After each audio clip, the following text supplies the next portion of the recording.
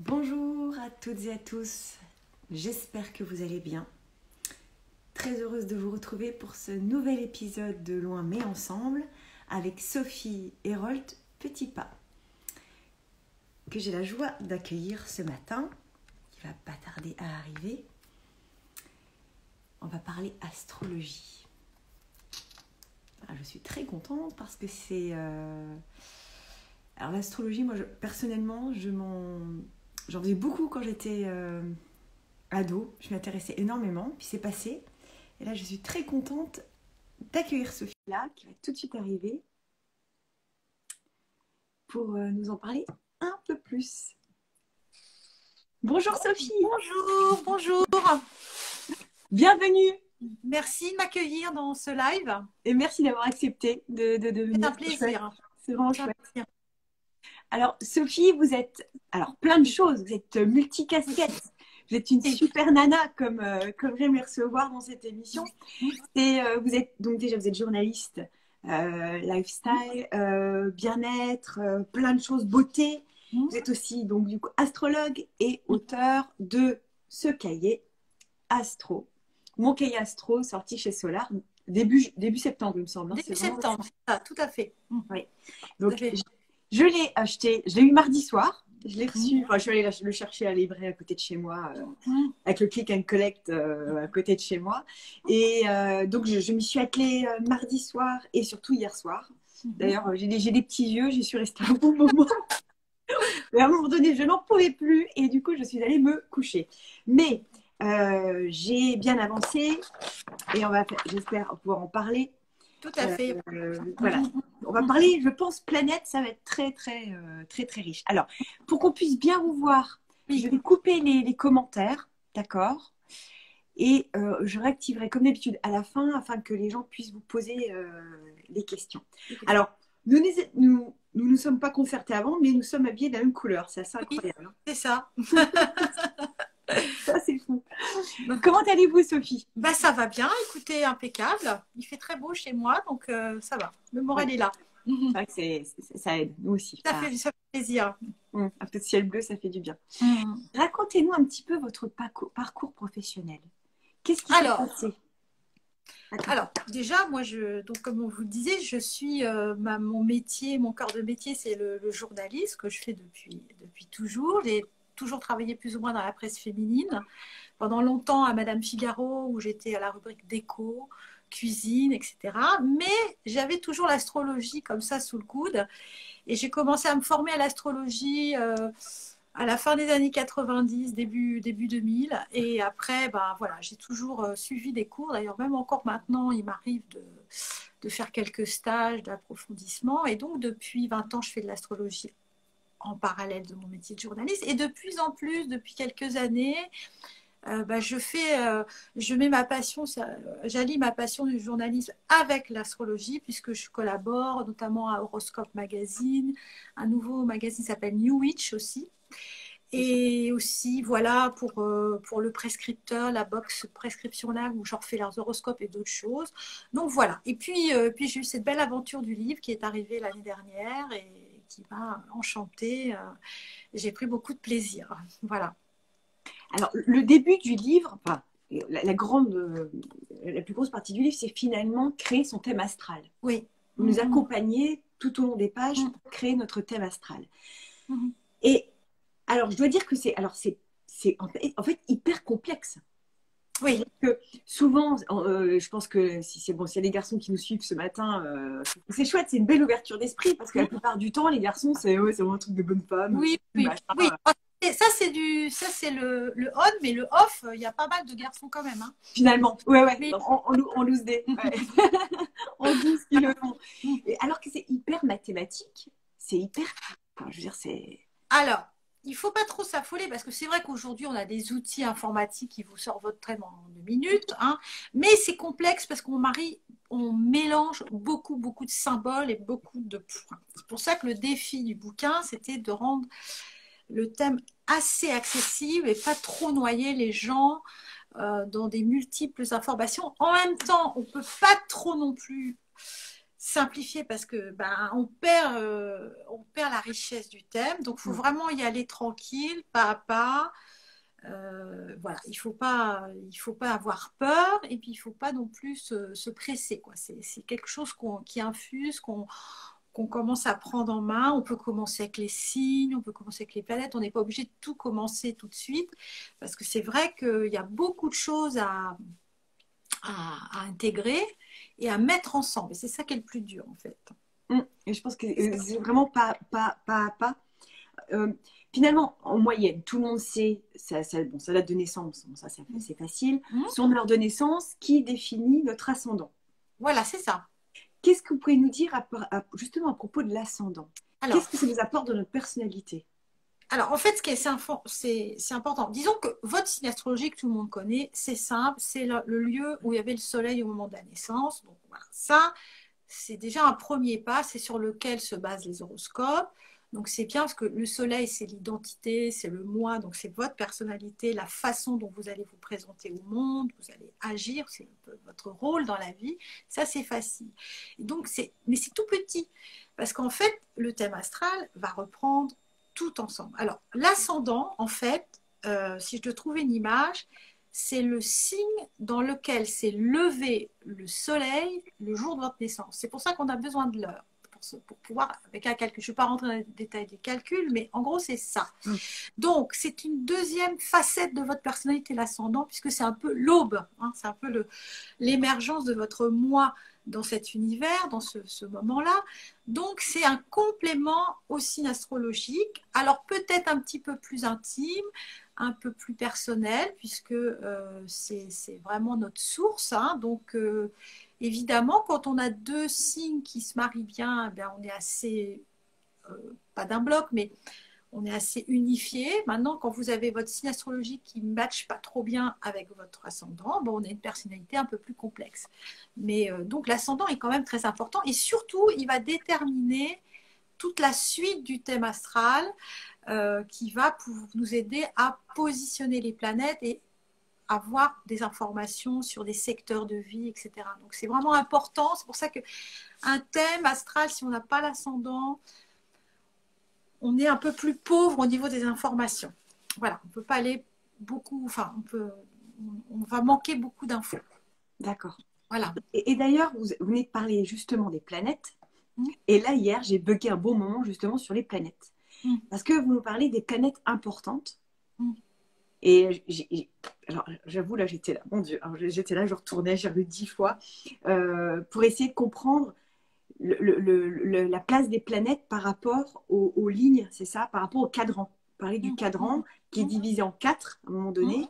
Et il faut retrouver les planètes les plus proches, c'est ça, de ces lignes.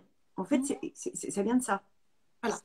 En fait, votre thème de naissance, c'est la photographie du ciel au moment où vous êtes né. Donc, en fait, il va reprendre la roue du zodiaque. Donc, on a les 12 énergies des 12 signes. Donc, on les a tous à disposition. Ce n'est pas parce qu'on est bélier qu'on n'a pas aussi l'énergie du cancer ou de la balance.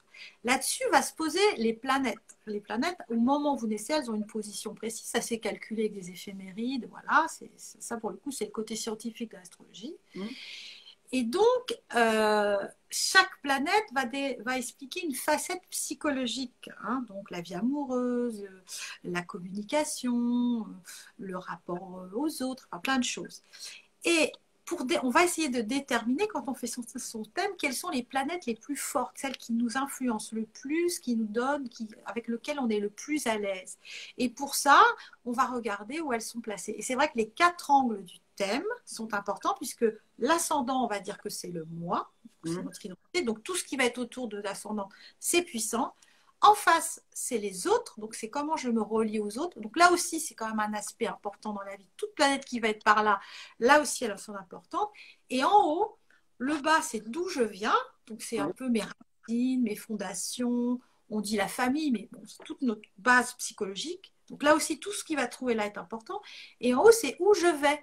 Hein, donc ça va être aussi mon chemin de vie. Là, on le définit souvent de manière un peu plus pragmatique comme la carrière.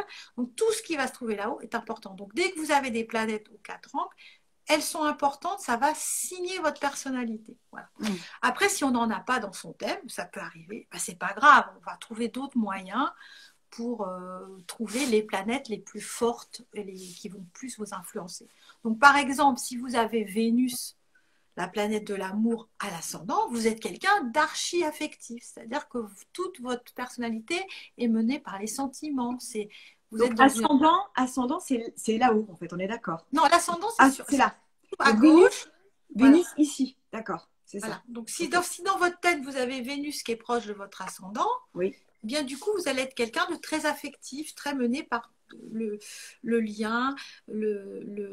Vous fonctionnez dans la vie beaucoup au sentiment. Donc ça, c'est si dans votre thème, c'est situé comme ça. Après, ça peut être pour une autre personne autrement. Hein. Voilà. Ok. Voilà. Par exemple, mais alors, le thème astral. Ok. On dit, je fais mon thème astral. Qu'est-ce que ça apporte? Qu'est-ce que ça nous apporte finalement? Alors, c'est quand même un super résumé de ce que l'on est. Alors, pourquoi? Parce qu'en fait, on va travailler avec des symboles et tous ces symboles vont plus ou moins vous donner des indications sur tous les aspects de votre vie, sur tous les types de caractères, surtout la façon dont on aime, la façon dont on communique, la façon dont on a de l'ambition dans la vie, la façon dont on se met des limites, des contraintes, tout ça. Donc, tout ça, tous ces symboles qu'on a dans le thème va vous aider à identifier beaucoup de ces choses-là. Et souvent, quand on commence à l'étudier, on se rend compte que toutes ces informations, on les a déjà, puisqu'on les vit au quotidien, mais l'astrologie va vous donner un autre œil, on va peut-être aller plus dans le détail, il va y avoir une perspective. Donc, c'est vraiment un bel outil pour se comprendre, pour décrypter sa personnalité, voir les lieux où on est costaud, on est bien, on est en confiance, d'autres aspects où on est plus en difficulté. Donc, c'est vraiment, c'est quelque chose qui est assez récent en astrologie, hein, ce qu'on appelle l'astropsychologie qui s'est développée au XXe siècle, notamment en puisant beaucoup dans la psychanalyse surtout. Et donc, les astrologues ont repris des concepts de la psychologie, de la psychanalyse, pour les adapter à l'astrologie. Et ça marche très bien. Donc ça, c'est déjà un bon point, déjà pour faire le point sur soi, essayer de se comprendre. On n'a pas en général des scoops énormes, hein, parce que souvent on se connaît, mais quand même, voilà, ça permet de mettre des éclairages et affiner des choses. Voilà. Et après, ça peut être un outil parce que tout ça peut évoluer aussi, et donc ça va être un vrai outil à terme qu'on peut utiliser au fur et à mesure de sa vie. Ensuite, une fois que c'est installé, comment est-ce qu'on peut s'en servir au quotidien? Par exemple, si on a un choix à faire professionnel, affectif. Par exemple, d'ailleurs, dans le livre, vous parlez à un moment donné par rapport à un chéri potentiel, et vous dites justement, et les filles, donc c'est page 37, et les filles, Mars, dans votre thème, vous donne le portrait robot de votre idéal masculin. Oui. Alors, c'est quoi? C'est par exemple, alors, je prends mon cas en exemple, mais par exemple, Mars, si je cherche Mars, là, il est là, on est d'accord, hein? C'est oui. ça. C'est ça. Alors, Mars, oui, c'est ça. Alors, Mars, apparemment, chez moi, est en Cancer. D'accord, ok. D'accord? Okay. Donc, ça veut dire quoi? Ça veut dire que potentiellement... oui. Alors, en fait, oui, effectivement, chaque planète va être un archétype, en fait. Hein. Donc, Vénus, ça va être plutôt la femme, la séductrice, et Mars, c'est le dieu masculin. On peut beaucoup s'aider avec la mythologie pour ceux qui aiment ça. Mars est le dieu de la guerre, donc c'est vraiment un idéal d'homme. Hein. C'est l'homme viril, etc. Donc, c'est un peu notre modèle, un peu sex symbole, le genre d'homme qui vous fait craquer. On va voir que dans le thème, il y a d'autres choses aussi qui peuvent vous aider à trouver votre idéal masculin, mais là vraiment c'est le masculin qui vous fait vraiment vibrer quelque part. Donc on va regarder dans quel signe il est, et selon le signe il va changer de visage, hein, parce que le signe va vous donner un climat, une atmosphère. Donc par exemple un Mars Cancer, il est dans un signe plus féminin, donc on est à la fois, on a notre image de l'homme, on a besoin de quelqu'un qui peut-être est protecteur, un peu maternant, entre guillemets, parce que le cancer, c'est ça, qui va être très protecteur, assez romantique aussi, sentimental. Donc on voit cet homme, il a cette double facette, hein. Il doit être un côté masculin, mais il doit aussi vous apporter ce côté plus romantique, plus sentimental, plus affectif. Le cancer, c'est un signe très intimiste, donc il y a ce côté qu'on a envie d'une relation un peu cocon, un peu privilégié, voilà, un petit peu comme ça, on est en toute intimité. Donc voilà, si on a Mars comme ça quand tu es une femme, on va peut-être être attiré par ce genre d'homme dans la vie, et c'est un peu ce type de personnalité qu'on va regarder. Après, on peut nuancer les choses avec d'autres éléments du thème, parce que c'est ça qui est compliqué, il faut un peu tout mettre en perspective, mais disons qu'on a déjà une première approche. Mmh. Et c'est intéressant ce que vous dites parce que, en effet, et finalement, il faudrait le faire dès 18-20 ans. Il faudrait être au courant de ça et se dire, comme une carte routière, finalement. Exactement. Sans GPS, mais à l'ancienne, avec une carte sur papier. Et se dire, c'est sûr que là, quand vous parlez d'homme idéal, en effet, j'ai souri, j'ai ri, parce qu'effectivement, mon mari serait plutôt comme ça, en effet. Alors que pendant très longtemps, quand j'étais jeune, c'est pas du tout le type d'homme que je pouvais regarder. Je préfère même en moyenne les mecs plutôt virils, carrés, plutôt un peu, même limite macho. Enfin, je les trouve plus excitants. Alors, effectivement, enfin, là, il y a un côté un peu, c'est le bonhomme, quoi. Alors qu'en vrai, au bout d'un moment, c'est pas possible. Mais peut-être parce que j'ai un ascendant assez fort et qui fait que ça me demandait. Mais du coup, peu importe. Mais c'est vrai que c'est intéressant. Ce sont des trames, je pense, qui sont intéressants de prendre conscience et de dire, ok, bon, c'est peut-être pas mon idéal comme ça visuellement, mais en tous les cas, en termes de caractère, c'est important d'en prendre conscience et Oui. que... Oui, parce qu'en plus, c'est intéressant ce que vous dites, parce que le thème astral, on ne va pas forcément le vivre ou l'interpréter de la même façon à 18 ans qu'à 50, hein, parce qu'on a toute notre background de vie, d'expérience, de maturité, donc qui arrive et qui va bouleverser le visage. Moi, j'ai souvent vu en consultation des gens qui sont très dans le déni sur certaines choses que je leur dis en tant qu'astrologue, quand je me dis, bon, bah, je suis peut-être en train de me tromper. Et puis au bout de 10 minutes, je me rends compte qu'ils me racontent une expérience qui est totalement en phase avec ce que je viens de leur dire, mais ils ne le voient pas comme ça. Ça, c'est un espèce d'éclairage. Donc c'est important de voir, voilà, ça bouge, ça évolue avec l'âge, avec la maturité. Et il y a des éléments de son thème qu'on ne comprend pas, qu'on n'arrive pas à vivre au début. C'est une énigme. Et puis petit à petit, avec l'âge, on va mieux le comprendre. C'est pour ça qu'on peut y revenir tout le temps dessus. On va toujours avoir surtout quand on vit dans sa vie, on a des épisodes forts d'évolution où là, ça peut être un guide. Un allié, c'est bien ça. Ça veut dire quoi le transit au jour le jour? Là, du transit, c'est pas le transit intestinal. Hein, non, rien à voir. Alors, le thème, il ne bouge pas. C'est votre photographie du ciel. Ça ne bouge pas. Hein, c'est vraiment votre photo personnelle. Après, les planètes, elles continuent à bouger dans le ciel tout le temps. Hein. Et ça, c'est très régulier parce que c'est des cycles planétaires, c'est régulier. Donc, il y a des éphémérides qui vous permettent de savoir exactement tel jour où se trouve telle planète. Et donc, ces planètes qui bougent, on peut les remettre sur votre thème astral et elles vont se positionner parfois sur des points précis qui vont réveiller quelque chose chez vous. Par exemple, si ça tombe, je ne sais pas moi, reprenons Vénus, c'est toujours facile à comprendre parce que c'est côté amoureux. Vous avez une planète qui arrive sur Vénus. Votre vie affective ou votre façon d'aimer, etc., va être impactée. C'est-à-dire qu'il va se passer quelque chose. Ça peut être un événement, mais ça peut être tout simplement un état d'esprit qui est en train de changer. Donc, il y a deux façons de faire de ce côté-là. Soit on regarde de temps en temps pour voir ce qu'il en est, mais bon, alors ça peut le faire. Soit on est dans un moment personnel important, dans un domaine quelconque, et on est un peu dans le brouillard. Et à ce moment-là, l'astrologie peut vous donner des pistes pour comprendre ce qui est en train de se passer. Qu'est-ce qui est en jeu? Comment vous prenez les choses en tant que personne? Est-ce que vous le vivez bien, plutôt mal? Est-ce que c'est bloqué? Est-ce que ça souffre? Quand? Comment? Voilà. Donc, il y a pas mal d'infos qu'on peut avoir à ce moment-là. Je reconnais que quand on est débutant, c'est très compliqué à faire. parce qu'effectivement, il faut un peu manier tout ça.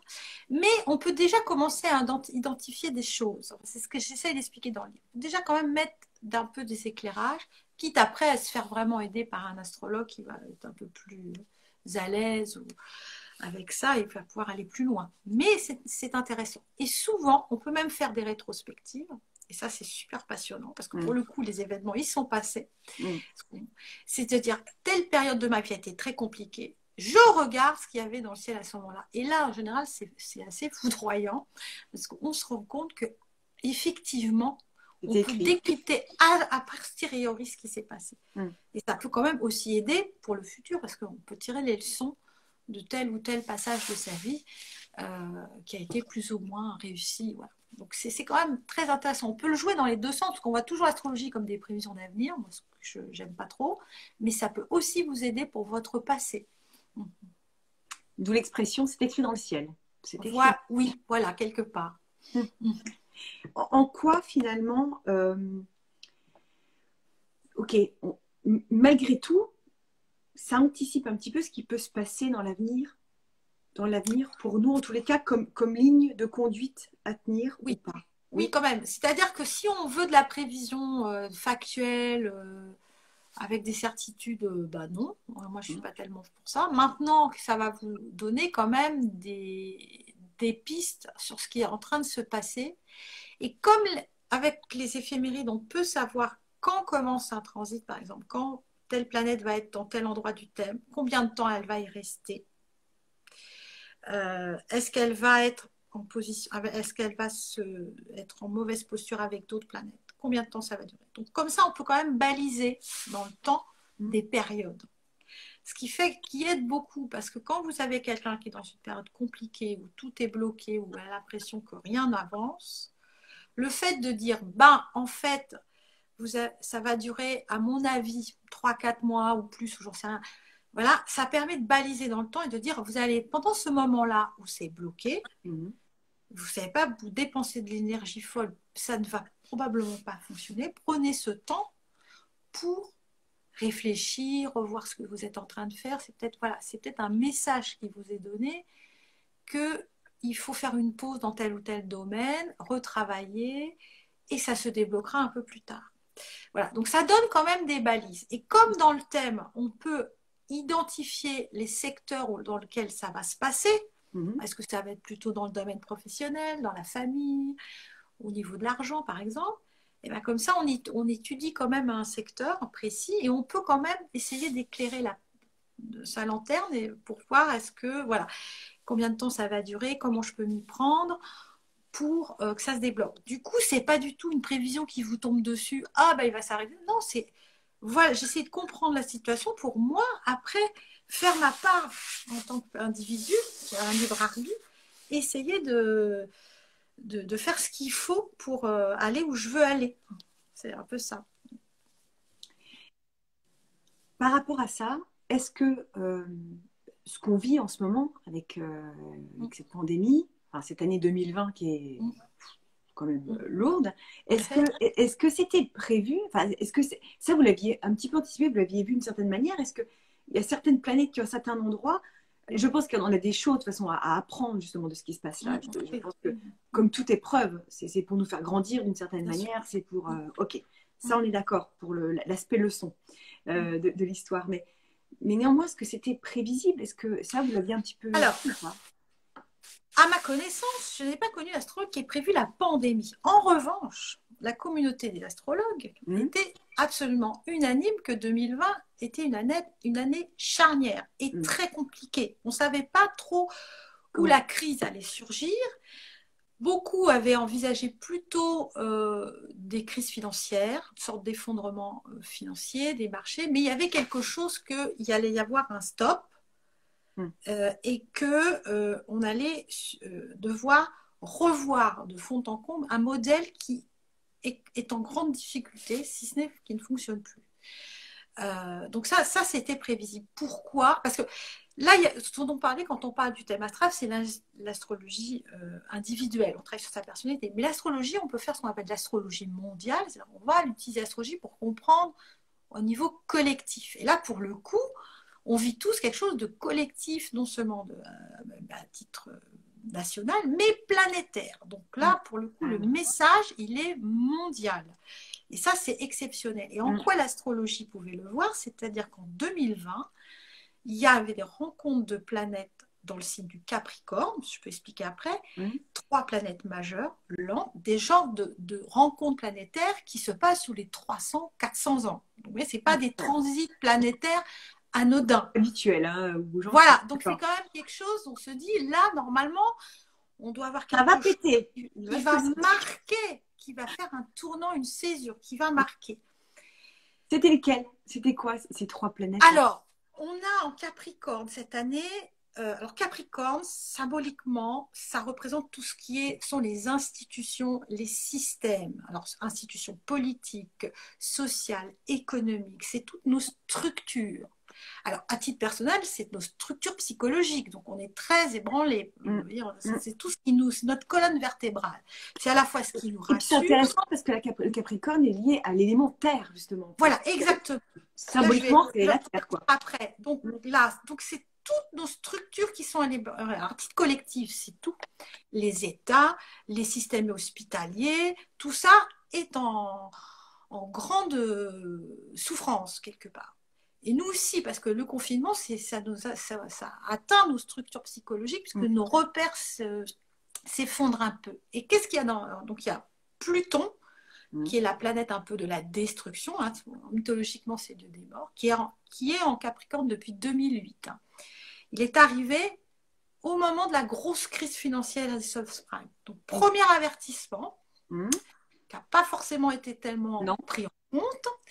Et en fin 2019, arrive Saturne et Jupiter. Alors Saturne, c'est c'est la planète du Capricorne, donc ça reprend les mêmes mots-clés, les structures, les gouvernements, enfin tout ce qui est institutionnel, tout ce qui met des limites et des restrictions. Et Jupiter, un peu à l'inverse, tout ce qui donne de l'expansion, qui enfle les choses quelque part. Donc on savait que tout ça en Capricorne allait quand même, comme c'est très rare ce genre de rencontre, et ben, ça allait faire quelque chose. Alors, justement, vous parliez de la Terre. Ce qui est intéressant, c'est que cette année, c'est l'élément qui domine. Hein, donc, comme c'est une terre Capricorne, c'est une terre figée, c'est une terre assez sec et qui crée ce sentiment d'oppression qu'on a. Et cette année, il n'y a aucune planète majeure, hein, des planètes fortes, en signe d'air. Donc, il n'y a pas d'air. L'air, c'est le mouvement, c'est la liberté, c'est la communication. Et au niveau du symbole, moi, c'est ce que j'ai trouvé passionnant, c'est que ce qui va tout bouleverser, c'est un petit virus qui attaque les voies respiratoires. Donc, on ne peut plus respirer. La peu d'air. On ne peut plus respirer physiquement quand on est malade. On ne peut plus respirer nous-mêmes en tant qu'individu, société. Donc, voilà, c'est quelque chose de très lourd. Donc, voilà. Donc, ça c'est depuis 1 an, donc avec des secousses. Donc, on voit si les systèmes vont tenir ou pas. Hein, il y a des pays où ça se passe bien, des pays où ça se passe moins bien, mais d'une manière générale, personne n'échappe quand même aux complications et il y a donc toute la façon dont on fonctionne qui est remise en cause. Voilà, donc c'est compliqué et ce qui est arrivé là et qui explique beaucoup de ce qui se passe actuellement, c'est que fin juin, Mars, justement, qui est la planète de l'action, du désir, du mouvement, du courage, c'est la force de vie vitale. Hein, c'est la planète du bélier, c'est le premier signe. Hein, donc, une espèce de force de vie qui est arrivée dans son signe en bélier. Donc, très puissant. Pendant 6 mois, il reste jusqu'au début janvier. Et c'est rare aussi. Là, c'est très rare. En général, il ne reste pas si longtemps que ça. Hein. Donc là, vraiment, ça travaille. Et donc, il y a eu cette espèce en été, cette envie de... On déconfine, on reprend notre liberté. On respire. Ouf, on respire. Sauf que il y a le principe de réalité qui est toujours là en Capricorne, et qu'on le veuille ou non. Et en septembre, cette planète Mars a commencé à reculer. Donc, retour en arrière, reblocage. Et là, on s'est retrouvé face à de nouveau, et ça, Mars recule jusqu'au 15 novembre. Là. Donc après, je pense que, voilà, les choses vont quand même repartir un peu de l'avant, doucement mais sûrement. Donc voilà, on est dans un gros dilemme actuellement de lutte. Alors Mars, c'est aussi la guerre, hein, il y a la colère. Donc c'est pour ça qu'il y a plein de colère, d'agressivité ambiante. On sent les champs à fleur de peau, avec des choses justifiées hein, d'ailleurs, hein, mais voilà, qui sent que c'est très très tendu. Donc voilà, c'est une situation où il y a vraiment des grands chocs actuellement. Alors qu'on peut expliquer par astrologie ou pas, hein, selon qu'on est en affinité avec ça, hein, c'est une vision hein, comme une autre, mais ça peut quand même décrypter pas mal de choses. Voilà. C'est clair et net. Et on sort quand de Capricorne? Alors, la bonne nouvelle, c'est que Jupiter donc, et Saturne vont sortir du Capricorne en décembre pour entrer dans le signe du Verseau. On est dans quelque chose de très différent, puisque là, on va être dans un signe d'air. D'air. Là, il va y avoir beaucoup d'air. Alors, donc du coup, ça va nous demander... Ce qui est intéressant, c'est qu'on va passer du Capricorne, qui est assez conservateur, qui est un signe assez... qui tendance à reproduire les schémas, hein, à un signe très innovant, qui est le Verseau. Hein. Les Verseaux, si on en connaît, en général, sont des gens quand même assez tournés vers l'avenir, avec des vraies visions, avec des fois un côté avant-gardiste qui peut bousculer les opinions, etc. Un peu radical aussi. Mais voilà, donc là, on peut espérer qu'on va trouver à titre collectif et individuel des idées originales pour s'en sortir, pour sortir de cette crise, pour s'adapter, pour changer un peu nos modes de vie. Donc ça, c'est tout ce qui nous attend pour quand même plusieurs années. Donc il y a plutôt quand même, si on veut être positif, on va avoir le côté optimiste, c'est un peu mon cas, de voir le côté positif de ce signe, qui est aussi un signe collectif et solidaire, ce qui veut dire qu'à mon avis, on ne se sortira que si on est tous solidaires les uns des autres et en collectif. Donc, ça va être un travail d'équipe. Et donc, il va falloir un peu réconcilier tout le monde. C'est pas gagné encore, mais voilà, c'est un petit peu le message hein, de tout ça. Donc, cette année prochaine, quand même, alors, si on veut être un peu plus factuel, c'est vrai que le Verseau, il est aussi très lié à la science, hein, donc au côté scientifique. Donc, les nouvelles par rapport à un éventuel vaccin ou de traitement peuvent être aussi des signaux qui nous disent qu'on va avoir peut-être des outils, des solutions l'année prochaine pour éviter de se retrouver dans des restrictions. Donc, il y a des controverses. Je ne vais pas rentrer sur le vaccin, mais voilà.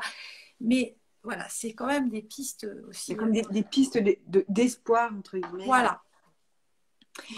Comment ça se passerait si vraiment l'humain ne s'adaptait pas du tout et continue dans le même schéma qu'il a connu jusque-là et ne s'adapte pas? Parce que bon, en moyenne, je ne sens pas une énorme différence, je sais pas. Alors, c'est sûr que quelque part, alors ça, ça vaut c'est la même chose. La même chose si on est à titre individuel que collectif. Si vous avez un événement dans la vie, un transit compliqué, avec une crise, si on ne prend pas la mesure de ça et qu'on ne bouge pas, il y a fort à parier que ça va revenir à un moment ou à un autre. Il va y avoir une deuxième chose qui va faire dire « il n'a pas compris le message ». Tu n'as pas compris, ça va revenir. Alors l'astrologie ou pas, hein, d'ailleurs on n'est pas obligé de décrypter au niveau astrologique. Hein, non, c'est dans la vie même. Dans la vie. Hein. Donc je pense qu'il y a déjà eu un coup de semonce en 2008. Ça n'a pas été compris. Là, il y en a un deuxième. Et je pense qu'il n'y aura pas trop le choix non plus en même temps de bouger. Hein. Ce qui est compliqué, c'est que c'est là où il faudra être solidaire. C'est-à-dire qu'il y a des personnes qui vont être... Ça va être plus facile pour eux de s'adapter, de changer des choses. D'autres pas. Donc, il faudra aider. Après, il y a une histoire d'idées. Hein. Voilà, si on est, mon avis, plutôt dans une vague progressiste, entre guillemets, c'est clair qu'il va y avoir des résistances. Et l'année 2020, on va en vivre de ce type de résistance entre un peu, c'est un peu bateau ce que je dis, le vieux monde et l'ancien monde. Ça, donc on risque d'être encore beaucoup dans des choses comme ça, dans des grosses résistances. Mais voilà, en même temps, je pense que là, quand on a une grosse crise comme ça, enfin, je parle à titre collectif, il va falloir reconstruire. Donc, on va pas trop. Alors, autant essayer de ne pas reconstruire comme avant, si j'aurais tendance à dire. Autant essayer de créer autre chose. Profiter de ça pour repartir autrement. Donc, mais bon, alors après, est-ce que ça va être réalisé facilement? Sûrement pas. Mais voilà, c'est ce qu'on peut, on peut espérer. Croisons les doigts. Quand vous parlez dans votre livre, on revient juste un petit peu sur le livre, la lune noire, Lilith, qui est quand même une figure féminine très très forte. Oui, très forte. Très très forte. Mais comment on la trouve cette lune noire? Alors, c'est compliqué là. Lilith, en fait, c'est pas une planète, hein, Lilith, ça arrive à voir.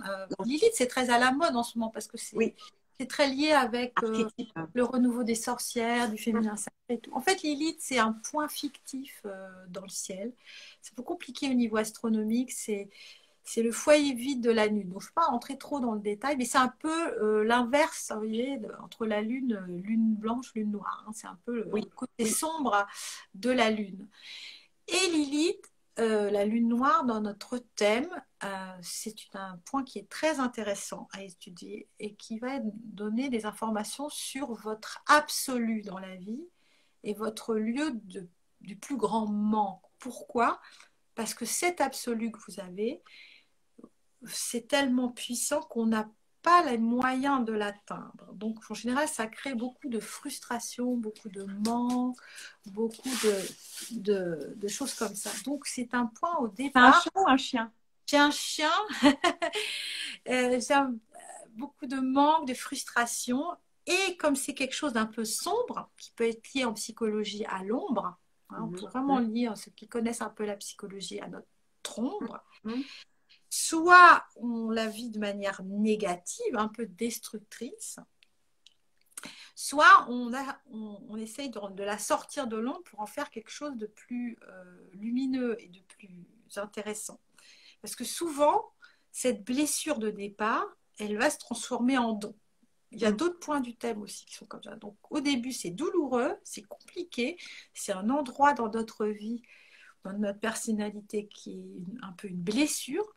Mais si on arrive à l'expliquer, à mettre des mots dessus, à travailler ce point, on peut en tirer quelque chose de plus positif. Je vais prendre un exemple.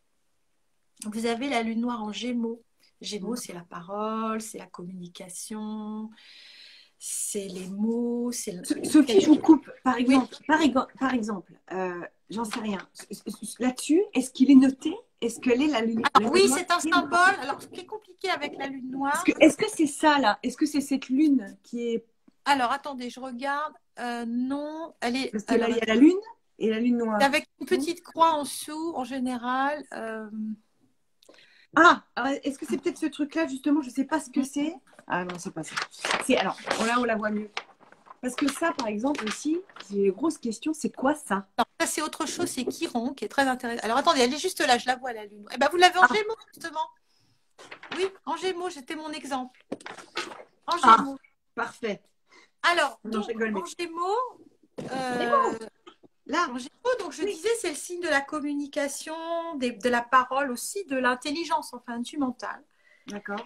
On peut, au départ, souvent, avoir cette sentie n'a pas été entendue, écoutée. La parole est compliquée. C'est-à-dire, soit on peut être dans une forme de mutisme, on ne prend pas la parole parce qu'on a l'impression que de toute manière, on n'est pas compris, on ne nous comprend pas, notre message ne parle pas, ne passe pas. Donc, il y a un problème. Il peut y avoir un problème aussi de complexe intellectuel, de se dire, je ne suis pas très fort. Voilà, ça crée, par exemple, au niveau des études. Donc voilà, ça peut créer des difficultés de ce côté-là. Donc on n'a pas confiance, ou alors on se met tellement la barre haute dans ces domaines de vie qu'on n'atteint évidemment pas cette performance et du coup on peut être dans la dévalorisation. Donc ça c'est un problème lié souvent à la parole, à l'écoute. Je n'ai pas été entendue, on m'a coupé la parole enfant, on ne m'a pas laissé m'exprimer. Donc du coup je me suis soit retranchée dans un mutisme, je ne parle plus. En tout cas sur moi, ça ne veut pas dire qu'on ne parle pas dans la vie, hein, mais bon, en tout cas sur des choses importantes. Ou alors, je développe une parole cassante, un peu brutale, et donc cette déception terrible, je la transforme un peu en agressivité. En positif, c'est que c'est quelqu'un d'une très grande intelligence en réalité d'une très grande capacité à communiquer. Il y a un vrai pouvoir, sauf qu'au début, on ne l'a pas, on ne l'exploite pas, on a l'impression qu'au contraire, on est très nul, alors qu'en fait, ça fait partie de nos dons. Donc, il y a tout un travail à faire pour ne plus se dévaloriser dans ce domaine, Alors souvent, la nuit noire, c'est un peu un genre d'auto-sabotage. On a tendance à un peu saboter ce talent parce qu'il fait un petit peu peur. Voilà. Donc, c'est pour ça que là, l'astrologie est intéressante parce que souvent, on ne les connaît pas, ces points-là. Et souvent, quand on met le doigt sur quelque chose de très intime et qui déclenche souvent une réaction ou un déni aussi des fois sur cette question-là. Donc c'est ça. Donc c'est aussi un lieu où on n'est pas politiquement correct, voilà, où on est assez radical, où on peut choquer. Alors chacun va l'approprier à sa façon. Lilith dans le mythe, c'est en fait la première épouse d'Adam qui s'en va parce qu'elle refuse d'être sa subordonnée. Elle veut être à égalité, donc c'est pour ça qu'on dit que c'est la première féministe de l'histoire. Donc elle s'en va. Et du coup, elle est diabolisée. On dit que c'est la maîtresse du diable, donc elle tue les enfants. C'est la figure de la sorcière atroce. Et elle se réfugie dans le silence. Donc justement, il y a ce côté où elle se cache. Et aussi son côté noir où elle va se venger. Vous voyez, donc c'est un point compliqué au niveau psychologique et ça nous donne des informations sur un lieu de vie où on est très à fleur de peau. Voilà. Donc selon le signe, on va le vivre dans un domaine différent. Donc on est bien d'accord que c'est la lune qui est teinte en noir. Voilà, avec une petite croix si on veut la retrouver sur son thème. D'accord. Moi, je conseille vraiment le site Astrothème pour ça parce que... Alors, oui, mais par exemple, je l'ai, celui de chez Astrothème, il est là. Et Gémeaux, on est d'accord que c'est cette tête-là, c'est là. Oui. Mais là, oui, d'accord, c'est celle-là. D'accord, ok, on est d'accord. Elle est là, elle est juste à côté de votre lune. On est là, exact. C'est ce symbole-là. Mais alors, du coup, ce truc-là, c'est quoi? Alors, ça, c'est Chiron. Chiron, c'est passionnant aussi. C'est un point qui va ressembler un peu à une... Chiron, en fait, c'est un astéroïde qui a été découvert en 1977. Donc, c'est récent. C'est utilisé en astrologie depuis peu. Avec moi. Cet astéroïde, il se trouve dans le système solaire entre Jupiter et... non, je dis des bêtises, entre Saturne et Uranus. Donc, il fait le lien entre ces deux planètes-là. Et dans la mythologie, Chiron, c'est un centaure, donc mi-homme, mi-cheval, qui est un être fantastique, immortel. Donc, et dans l'histoire, Chiron est blessé par une flèche empoisonnée qui va le faire énormément souffrir. Mais qui n'est pas guérissable, mais comme il était mortel, il est condamné un peu à souffrir tout le temps. Donc, parce qu'il ne peut pas guérir sa blessure et en même temps il ne peut pas mourir, donc il doit supporter cet état. L'histoire se termine bien puisque à un moment donné, donc Jupiter, le roi des dieux, le délivre et le met dans la constellation du Sagittaire, donc il devient immortel, enfin il meurt entre guillemets, et voilà, il est libéré de ça. Symboliquement, Chiron dans votre thème, c'est le lieu là aussi d'une blessure inguérissable. C'est là où il y a une blessure qui vous empêche, qui vous bloque et qu'il faut arriver à identifier on l'a aussi l'a transformé en un don de guérisseur parce que Chiron, c'était également un médecin, un philosophe et un maître. Donc, il a ce double aspect. Donc, c'est un sage. Donc, il y a une sagesse. Donc, où est Chiron dans votre thème? En général, il va vous donner des indications sur une blessure qui est là et qui est très difficile à guérir. Peut-être qu'on ne la guérira jamais complètement, mais on l'a encore une fois. On va essayer de la sublimer et d'en faire une alliée. Voilà. Chiron, vous en parlez dans votre cahier? Non, c'était prévu normalement, mais on n'avait pas assez de place. Oui, parce que déjà, c'est très très dense. J'avais tout préparé, et voilà. Mais non, malheureusement, on n'a pas eu assez de place. Donc, on a choisi la Lune Noire, Lilith, parce que c'est un petit peu plus connu. Et puis c'est un peu plus tendance par rapport à même si Chiron est un élément très intéressant. Alors, c'est pas valable spécialement pour tout le monde. Tout le monde a Chiron dans son thème, mais il y a des personnalités où il est très puissant, où ça vaut vraiment le coup de l'étudier, d'autres un petit peu moins. Voilà. Mais qu'est-ce qui définit que c'est plus ou moins important? C'est pareil que les planètes. Si vous l'avez pas loin de votre ascendant, si vous l'avez dans le secteur de la famille, du couple ou de la carrière, ou si il est près du soleil, par exemple, de votre mois, ou s'il est près de votre lune, de votre féminité, là, il va prendre de l'importance. S'il est tout seul, isolé quelque part, il n'y a pas trop de lien avec d'autres planètes, etc. Bon, là, il est moins perturbateur, je dirais. Voilà. Vous savez ce qu'on va faire? Parce que l'heure passe. Je vais lancer les commentaires s'il y a des questions. S'il y a des questions à poser. J'ai récupéré tout le monde. Nathalie dit bonjour, les planètes s'alignent. Tout à l'heure. Vous pouvez poser toutes les questions que vous voulez à Sophie. J'espère que je n'ai pas été trop compliquée parce que c'est pas évident. Non, mais alors ce que je peux conseiller à tout le monde, c'est de se procurer votre cahier astro, mon cahier astro chez Solar, parce qu'il est top, il est bien fait. En plus, les illustrations sont super. Enfin, il y a beaucoup de choses. C'est très dense, très fourni, et c'est super joli. Ce que vous avez fait, c'est vraiment, c'est canon. À l'intérieur, il y a tout un. On a mis des petits outils pour se repérer. Voilà. Super chouette. Vraiment, je suis très contente, c'est super beau. Alors, passionnant, dit Julie. Alors, bonjour, merci de me donner les coordonnées du livre. Donc, mon cahier astro chez Solar. Voilà. Très facilement. Astro chez Solar, très simple, avec rien que le prénom de Sophie, donc le nom de Sophie, donc Sophie Hérold. Petit pas que j'ai noté un peu partout, c'est facile à trouver. Peut-on se faire du coup un thème astral? Oui, enfin après avec le cahier, on peut essayer de le faire tout seul, hein, mais c'est quand même pas si évident que ça. Non, c'est évident. Prendre son temps, voilà, etc. Ouais. Sinon, après, effectivement, si on veut vraiment aller un peu plus efficace au départ, je dirais, si on est vraiment motivé, il vaut mieux consulter un astrologue qui va vous faire votre thème. Moi j'en fais un petit peu, donc qui va vous débrouiller tout ça et vous aider par vous-même. Voilà. Mais c'est vrai qu'on peut commencer déjà un peu tout seul à débrouiller le truc.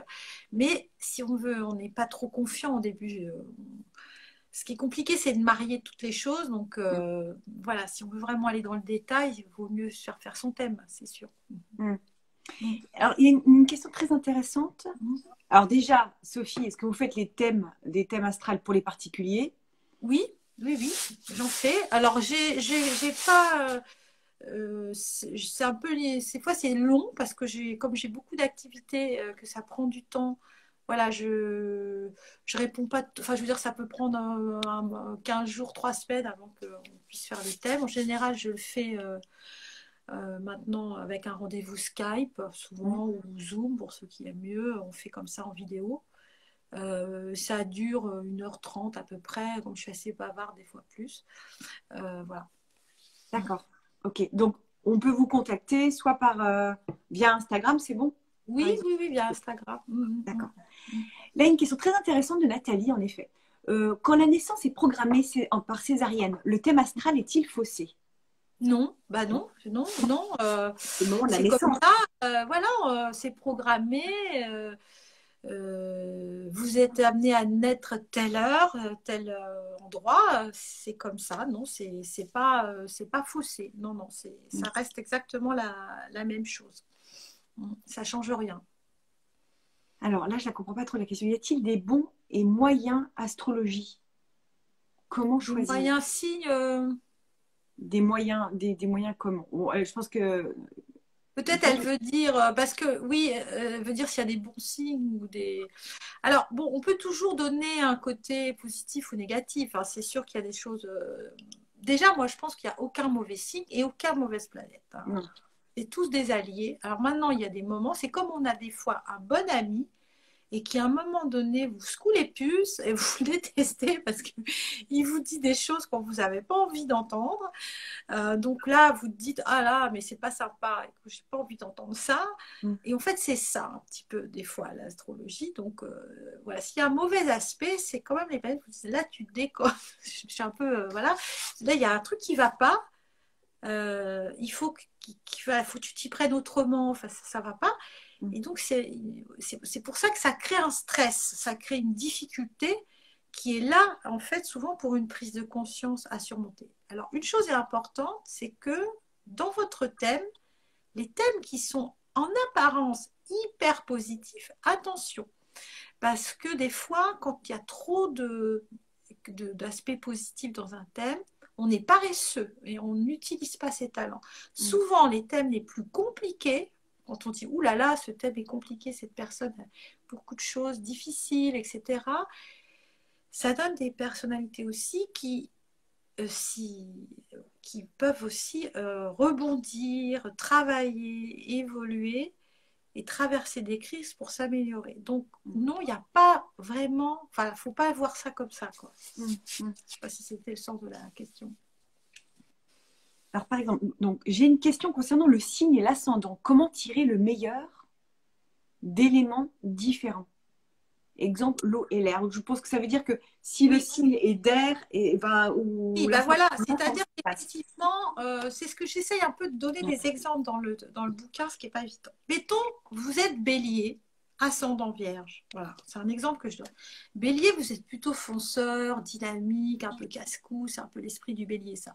Et la vierge, beaucoup plus prudente, beaucoup plus réservée, beaucoup plus timide, etc. Donc on se dit, mais comment ça se passe? Souvent, au départ, il y a un signe qui va prendre l'ascendant sur l'autre. Je parle pas enfin, il va prendre le dessus. Donc, on va être plutôt bélier ou plutôt vierge. Donc, il y a une partie de soi qui est un peu mise sous le tapis parce qu'on n'arrive pas à réconcilier. Et au fur et à mesure des expériences, petit à petit, ou alors selon des situations, ça va être tantôt l'un, tantôt l'autre. Le but, c'est de marier les deux. Donc, en fait, ils ont beaucoup à apprendre, les deux. Le bélier peut donner de l'audace, de l'énergie, de pouvoir d'affirmation à la Vierge qui est trop timide, trop réservée. Et en même temps, la Vierge, elle peut canaliser parfois le bélier qui part dans tous les sens et qui ne sait pas vraiment mettre une stratégie en place. Donc, vous voyez, les deux peuvent très très bien s'allier. En réalité, les défauts de l'un peuvent être compensés par les qualités de l'autre. Donc, c'est tout un travail qu'on peut faire, mais souvent au départ, effectivement, il y a plutôt un signe qui va prendre le dessus sur l'autre et du coup, il faut un peu rééquilibrer. Alors, quand on entend, parce que plus jeune, j'entendais, on est notre signe, donc à la naissance, on est plutôt jeune, notre signe, et on devient notre ascendant. Alors que c'est pas vrai, c'est tout au long de la vie, Non, c'est comme une danse permanente. c'est tout au long de la vie. Maintenant, Ouais. il est possible qu'effectivement, on soit plus à l'aise avec un signe qu'un autre. Ça peut être déterminé par d'autres éléments du thème, hein. Mettons qu'on est bélier, par exemple, effectivement, dans votre thème, vous avez aussi pas mal de planètes en feu, d'autres signes de feu, tout ça. Naturellement, ça va être beaucoup plus facile d'incarner le bélier que l'ascendant vierge, par exemple. Donc, on va plutôt aller vers cette team-là. Et ça peut être l'ascendant, hein, d'ailleurs, c'est pas forcément le. Donc, en fait, ça dépend, mais c'est pas complètement faux, puisque quand même l'ascendant, c'est quelque chose de très intime et qu'on va quand même plutôt apprivoiser avec l'âge. Ah, Voilà, d'accord. c'est peut-être plus facile au départ de jouer son rôle solaire, le signe astrologique, que son ascendant. C'est vrai. Mais à la base, il n'y a pas un qui est plus fort que l'autre. Normalement, c'est pas son signe, il y en a un plus fort que l'autre. Hein, mais voilà. D'accord, ça c'est très, ouais, super intéressant. Mm. Alors, donc, non, Jenny disait, non, les bons et les moyens professionnels et les charlatans, comment bien choisir, en fait? Alors ça c'est con. En fait, il faut un peu regarder les. C'est-à-dire que l'astrologie est devenue très à la mode. Donc il y a beaucoup de gens qui font de l'astrologie. C'est pas forcément des astrologues. Hein. Sur Instagram, tous les comptes et tout ça, souvent c'est souvent des filles qui connaissent bien les signes, qui ont lu pas mal de choses, et donc qui voilà, font des choses assez ludiques, sympas. Après, pour faire un thème, alors après, il faut un peu regarder la réputation. Il y a un site qui s'appelle la Fédération française des astrologues, FDFA, je crois que c'est comme ça, où là, il y a des listes, Fédération française des astrologues, il y a des listes d'astrologues. En général, ce sont quand même des astrologues qui ont suivi des cursus assez longs. Il y a plusieurs écoles d'astrologie. Donc qui savent quand même pour un certain nombre d'expériences et donc qui sont assez solides sur les connaissances. D'accord. Après, en astrologie, on ne peut pas trop quand même improviser. Sinon, on peut faire des petites choses sur les signes sur Instagram comme ça, mais si on vous met un thème astral, en analyse de thème astral, faut quand même avoir été formé et on peut pas trop. On va vite voir que c'est un peu creux. Et je pense pas que. Voilà, je suis pas sûre qu'il y ait tant que ça de charlatans dans les gens qui font les thèmes astro. Enfin, moi, de ce que je connais, la plupart sont quand même des gens assez sérieux qui ont vraiment travaillé l'astrologie. C'est tellement pointilleux, tellement complexe que. Bah oui, quand même, c'est pas. Voilà. C'est pas un tirage de cartes qui peut être la portée à peu près de tout le monde. Mais le chien, c'est patiente. Mais je sais pas quelle planète en fait. Alors, dernière question, parce qu'il est déjà 27, ça va couper, mais quelle est l'influence, en quelques mots, quelle est l'influence de notre signe lunaire? Alors, le signe lunaire, très important, ça joue sur c'est toute notre vie émotionnelle. Hein, c'est tout ce qui est de l'ordre de notre vie émotionnelle. Et c'est très bien expliqué d'ailleurs dans votre livre. Très important le signe lunaire, d'autant plus si on est une femme. Hein. Alors là, pour le coup, c'est encore plus important. Quelque part, le signe lunaire chez une femme va être aussi important que le signe solaire. Donc c'est pour ça que c'est bien de savoir où est sa lune, parce que ça rajoute des détails. Donc c'est très important, c'est tout votre monde émotionnel, votre imaginaire, votre rapport à la mer, au cycle de la nature. Donc c'est vraiment, c'est là où le règne des émotions. On va s'arrêter, je ne voudrais pas qu'on soit coupé, qu'on perde tout. Merci Sophie. Merci d'être venue. Est-ce que vous accepteriez qu'on fasse peut-être une autre séance à un moment donné plus tard? Je voudrais parler avec vous aussi des cartes, parce que vous parlez aussi beaucoup de cartes, tirage de cartes sur votre page, que je vous invite vraiment à suivre. C'est un signe, un style qui est très intéressant. J'ai encore plein de questions à vous poser, mais voilà, on est limité dans le temps. Oui, pas de problème. C'est super. Voilà.